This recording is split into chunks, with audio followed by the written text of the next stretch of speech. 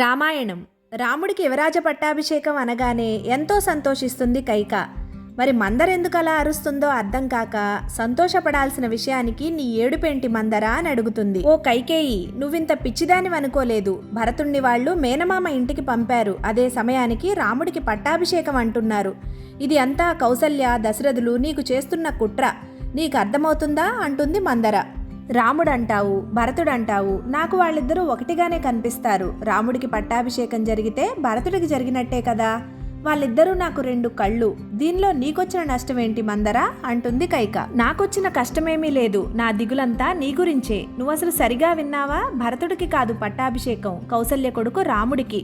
రేపు రాముడు రత్నసింహాసనం ఎక్కితే నీ కుమారుడు భరతుడు పక్కనే ఒక సేవకుడులా నుంచుంటాడు. నువ్వది ఊహించావా? రేపు రాముడు అంబారి ఎక్కి ఊరేగుతుంటే నీ కొడుకు ఛత్రం పట్టుకుని ఒక సేవకుళ్లా నుంచుంటాడు. నీకు తెలుసా, ఎవరు ఎవరిని చంపినా భయంతోనే చంపుతారు.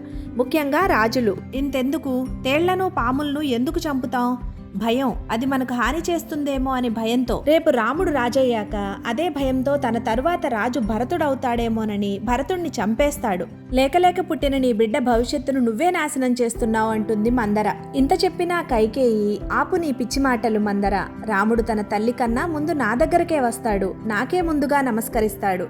రాముడు రాజైనా కాకపోయినా తన తమ్ముళ్లను ప్రాణంగా చూసుకుంటాడు. అది నా రాముడు అని చెప్తుంది కైకేయి. పిచ్చి కైక, నువ్వు నీ పిచ్చి నమ్మకం. నువ్వలా అనుకోవాలనే రాముడు నీకు ముందుగా నమస్కరిస్తాడు అంటుంది మందర. అప్పుడు కూడా కైక అంటుంది, రాముడు రాజైతే రాముడు తర్వాత భరతుడే కదా అని.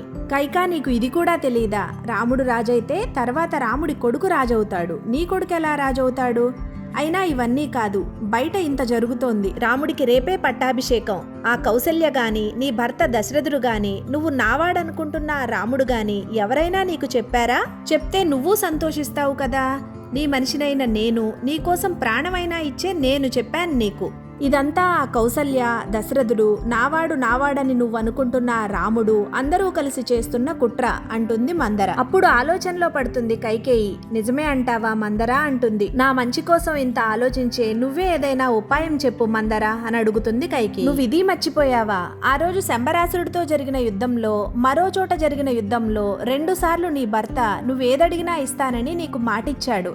ఆ 2 ఇప్పుడు అడుగు. 1, భరతుడికి యువరాజ పట్టాభిషేకం కావాలని, అప్పుడు నువ్వు రాజమాతవవుతావు. 2, రాముడు 14 సంవత్సరాలు వనవాసం చేయాలని అడుగు. వనవాసంలో ఉన్న రాముడు మునివేషంలో తపస్సు చేసుకుంటూ రోజురోజుకు సాత్వికుడయ్యి తమోగుణం రజోగుణం పోతుంది.